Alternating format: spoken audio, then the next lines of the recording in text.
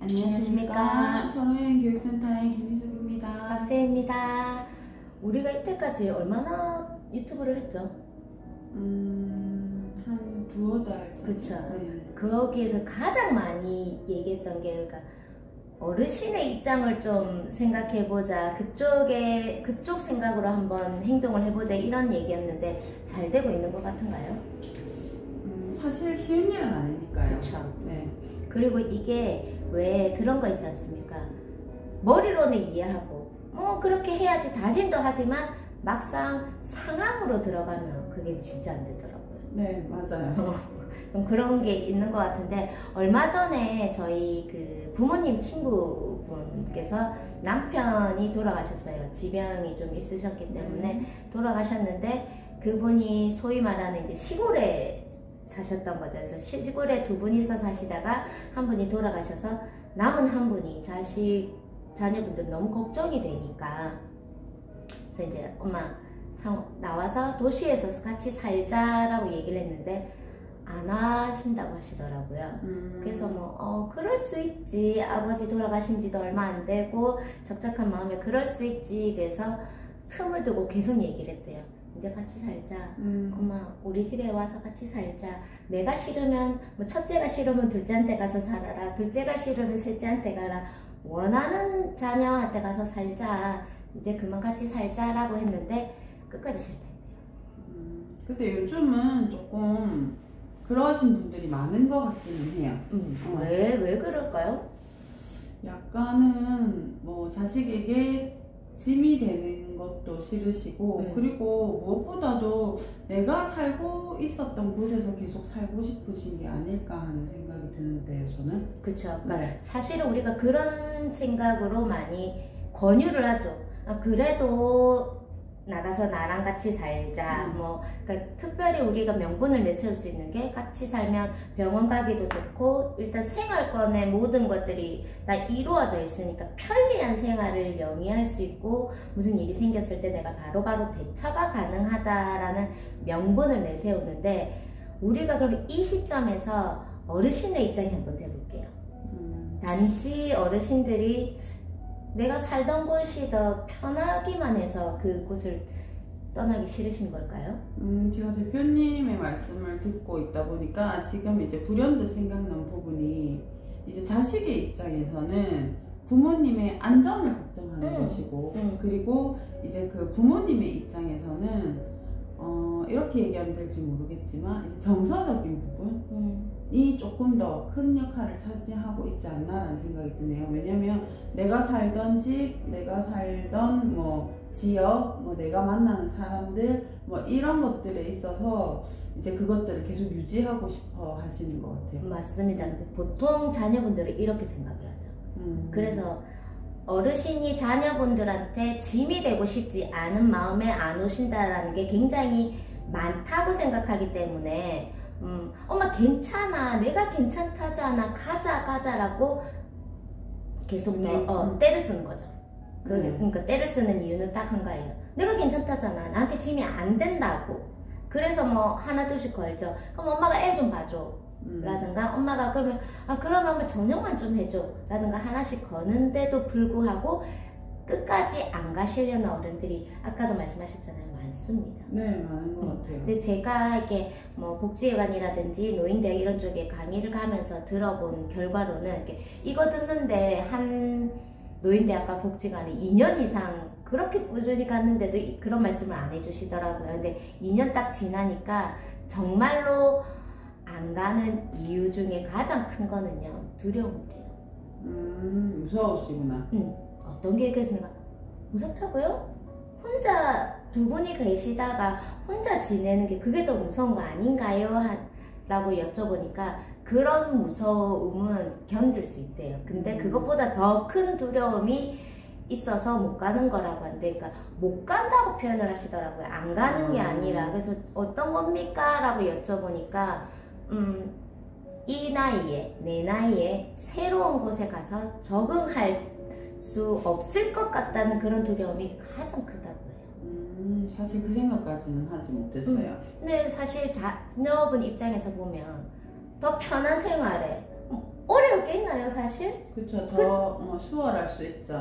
그리고 뭐 장을 보러 간다든지 이런 것들도 모든 게 편하게 되는데 왜 그게 두렵지라고 생각하는 건 그 자체가 자녀만 생각해서 그래요. 자녀 입장으로 바라보니까. 나만 생각하니까. 요즘은요, 아파트 하나 들어가기도 굉장히 어려워하세요, 어르신들이. 내가 살고 있는 아파트 말고 다른 아파트에 가면 그쵸. 네, 굉장히 어려워하세요. 그러니까 저 같은 경우에도 실질적으로 이제 가정 방문이나 뭐 이런 것들을 하게 될 경우에 요즘은 아파트도 거쳐야 되는 단계가 너무 많아요. 굉장히 많아요. 네. 네. 그렇기 때문에 일단 출발을 하고 나서 이제 도착이 하기 전에 여기는 뭐 경비실을 공유해야 되나 아니면 뭐 이제 인터폰을 눌러야 되나 뭐 이런 생각들을 사실은 하게 되거든요. 맞습니다. 그러니까 우리가 막 이렇게 차가 없다고 가정했을 때 일단 공동현관이라는 이런 가장 큰 그쵸. 난이도가 있는 근데 사실 저희는 익숙하지 않습니까? 네, 그 맞죠. 번호를 찍고 이게 뭐 열쇠 버튼 있으면 그걸 누르고 이런데 익숙하지만 익숙하지 않아요. 그래서 정말로 많은 어르신들이요 공동현관문에서 비밀번호도 알고 있는데 못 들어가서 나오는 사람이 있을 때까지 기다리신다더라고요. 그런 거부터가 이제 두려움이 시작인 거예요. 그러실 수 있겠네요. 그렇죠. 내가 공동현관문을 못 들어간다고 해서 일하고 있는 딸이나 아들한테 전해서 이거 어떻게 열어 하기에는 또 좀 미안한 거죠. 그런 것부터. 그러니까 일단 내가 살고 있는 그쪽 지역을 들어가는 것부터가 난관인데다가 우리가 생활하는 많은 부분이 스마트로 변하지 않습니까? 그러니까 굉장히 우리는 편리해졌지만 사실 어르신들한테는 그게 편리해진 게 아니에요. 그렇죠. 사실은 더 어려워지셨죠. 무서운 거. 그러니까 그런 게 대한 두려움이 굉장히 크다고 합니다. 사실 생각지도 못했던 부분인 것 같아요. 그러니까 정작 저도 간간히 겪고 있는 문제 중에 하나임에도 불구하고 그게 그냥 당연하고 자연스러운 거라고 생각했는데 이제 어르신들의 입장에서 보면 지금까지 해오지 않은 것들에 대한 새로운 도전이라고 얘기할 수 있는 부분이거든요. 그러면 당연히 무섭고 두려우실 수 있죠. 네네, 하루하루가 무서운 겁니다.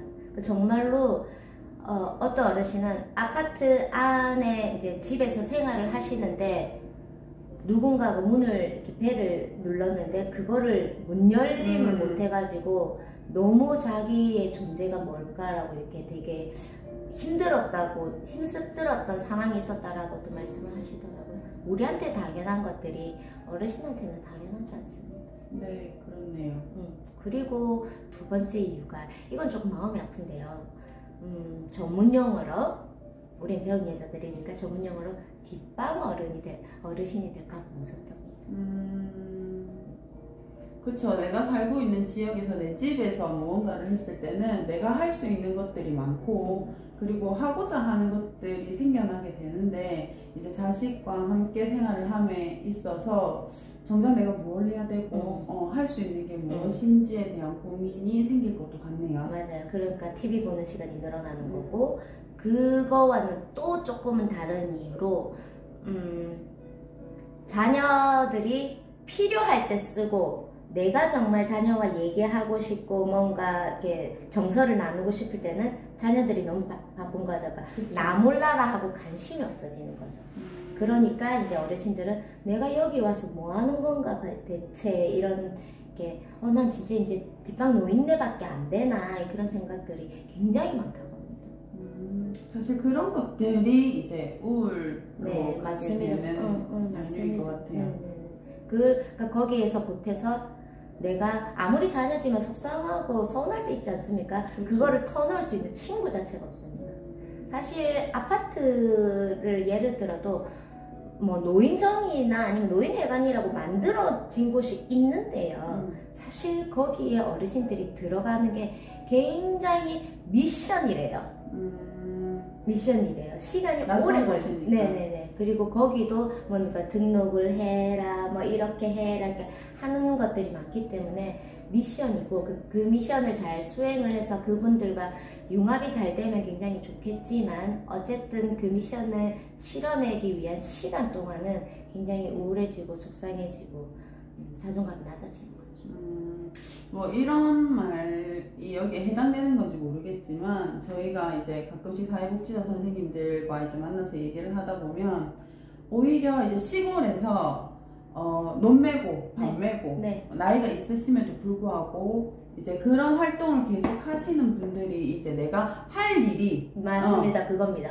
있으신 분들이 훨씬 더 이제 생활하심에 있어서 그쵸. 이제 만족도가 높다 이런 말씀들을 많이 하시거든요. 맞아요. 그러니까 우리가 제가 이렇게 저희가 계속 말씀드리는 거는 뭐 어르신의 입장에 대해서 생각해 봅시다 라고 얘기는 하지만 지금처럼 이런 상황이 왔을 때는 어쩔 수 없이 우리는 자녀에 속하니까 자녀적인 시각으로밖에 못 보거든요. 그럼에도 불구하고 그래도 어르신의 마음을 좀 헤아려 보자. 사실은 엄마 얘기해봐봐 엄마 얘기해봐봐 해서 되는 건 아니고요. 그쵸. 조금의 시간을 가지고 이래서 우리 부모가 나랑 같이 살기가 조금 무섭구나, 싫은 게 아니라 무서울 수 있거든요. 그것만 인지를 해도 어르신들의 마음을 좀 알아주는데 한 발 더 가까이 가는 거 아닌가 싶네요. 네, 맞는 것 같아요. 이제 필요로 인해서 꼭 이제 자녀분과의 생활이 어쩔 수 없이 이루어져야 된다라고 한다면 이제 대표님께서 말씀하신 그런 부분에 있어서의 연습이 조금 필요한 것 같아요. 맞습니다. 그래서 그런 연습들이 좀 충분히 이루어지고 나서 이제 내 마음에 안정이 되었을 때 이제 행해지는 것도 나쁘지 않을 것 같네요. 맞습니다. 오늘은 비가 안 오잖아요. 봄비도 안 오니까 어르신들의 마음을 듬뿍 생각해서 안부 전화 한 통 해보는 건 어떨까 생각합니다. 네, 감사합니다. 감사합니다.